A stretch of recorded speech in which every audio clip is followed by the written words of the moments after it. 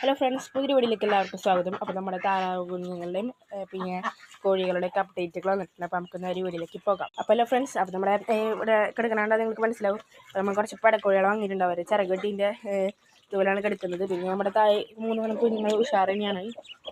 പിന്നെ ഇവിടെ വെള്ളമുണ്ട്. വെള്ളമുട്ട കൊണ്ട് വിരിയാനുള്ളൂ. പിന്നെ വെള്ളമുട്ട വിരിഞ്ഞിട്ടില്ല. വെള്ളമുട്ട വിരിഞ്ഞിട്ടില്ല എന്നല്ല, വിരിഞ്ഞു.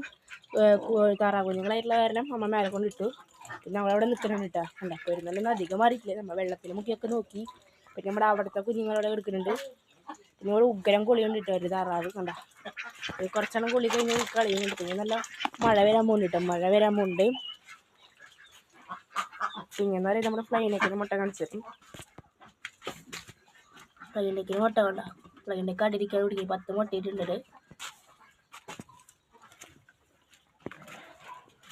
പിന്നെ 4 പടക്കോഴികൾ വാങ്ങിയിട്ടുണ്ട്. ഇവരുടെ ചിറകാണ് വെട്ടിയത്. ഒരെണ്ണത്തിന് 350 രൂപ വെച്ചാണ് വാങ്ങിയത്. ഉണ്ടാക്കണം ഒരു 4 ഞങ്ങൾ കാണിച്ചു തരാം. ഒരു 4 വാങ്ങിയത്. ഒരെണ്ണത്തിന് 350 രൂപ വെച്ചിട്ട്. പിന്നെ എന്താ പറയുക, നമ്മുടെ ഫ്ലൈനേക്കിന് കൂട്ടിയിട്ടുള്ളത്. പിന്നെ നമ്മുടെ പ്രാവുകളൊക്കെ അവിടെ ഇരിക്കുന്നുണ്ട്. 4 ഉണ്ട്.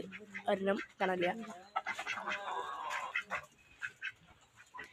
അത്രയ്ക്ക് ഇതിനുള്ള വിശേഷങ്ങളാണ്. കോഴിപ്പടകൾ കറുത്തതാണ്. എല്ലാം കൂടി 1400 രൂപയ്ക്കാണ് വാങ്ങിച്ചത് 4 അല്ല.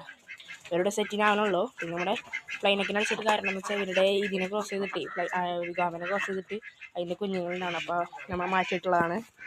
താറാവുകളൊക്കെ നിൽക്കുന്നുണ്ട് കണ്ട. ഇത്രയ്ക്ക് തന്നെയുള്ള വിശേഷങ്ങൾ. അടുത്തൊരു വീഡിയോ വരുന്നവരെ എല്ലാവർക്കും